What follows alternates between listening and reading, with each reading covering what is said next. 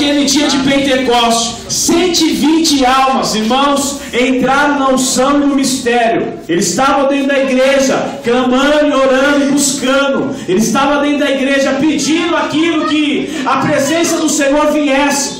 E ali eles foram impactados. E eles saíram da casa do Senhor, vivendo a promessa. E ali o apóstolo Pedro, cheio da unção, cheio da autoridade, ele vai ali e prega para 3.000 pessoas. Essas 3.000 se convertem. Aí não era mais 120, era 3.120. Ali mais na frente da igreja de Atos, ele prega para mais 5. Aí se torna 8.120. O segredo é você abrir a tua boca e não deixar o mundo tomar conta da situação. Aquele que fala, ele transmite o que vive, o que conhece e o que tem para dar para os outros. As pessoas do mundo estão lá fora precisando de uma palavra, apenas um toque, apenas uma palavra que sai do teu coração, uma lágrima que corre dos teus rostos, ou seja, uma palavra que venha com amor, uma palavra que saia direto da tua vida com sinceridade,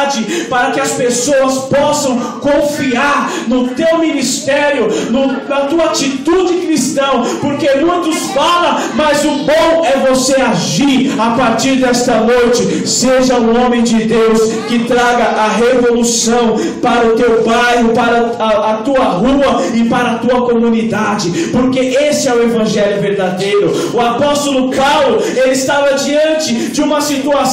O diácono Estevão estava pregando a palavra na praça, estava defendendo a lei de Moisés, ele estava defendendo a palavra do Senhor. E naquele dia à tarde, irmãos, o homem de Deus foi apedrejado porque pregava a palavra. Ele sabia que estava correndo risco de vida, só que tinha um ali que estava assistindo. Era Saulo. Ele era perseguidor do evangelho, ele perseguia os cristãos, ele não gostava de igreja, ele não gostava do povo de Deus, ele caluniava, falava mal. Mas uma certa noite, e depois desse evangelismo, que ele viu o homem de Deus morrendo pela obra. Irmãos, você quer servir o Senhor? Toma a tua cruz e anda, pague o preço pela tua chamada, invista no teu ministério, porque muitos investem em coisas que vão acabar, mas o ministério do evangelho, ele não acaba, ele só acrescenta,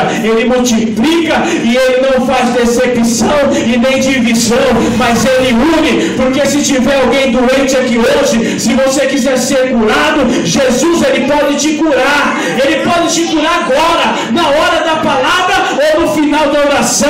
Jesus, ele te escolheu para te limpar, te purificar e dizer: eu te envio, vai na unção apostólica e pregue a minha palavra. Não deixe o mundo tomar conta da situação. Não deixe, sabendo do teu vizinho está com problema, e deixa ele em casa. Pega na mão dele e traga ele para a igreja. Se você não tiver força de orar para libertar, mas diga: olha, tem um Jesus que liberta. Não é o pastor, mas Jesus, ele faz milagre, ele vai fazer esta noite. Glória a Deus. Nós vemos ali, irmãos, e quando Estevão morre apedrejado, o céu se abre e ali o Senhor recebe a alma dele. E aqui que eu entro com a palavra. O que nós estamos fazendo para as nossas almas serem salvas? Repita, fala para o seu irmão que está do teu lado: olha, cuide bem da sua alma, viu? Fala para ele. A qualquer momento, fala, a qualquer momento, vai tocar a trombeta. Ou a senha vai chegar, irmãos. Pode ser até a minha. Está entendendo? E como está a tua vida? Você está falando assim: eu vou deixar para amanhã. O que você pode fazer agora?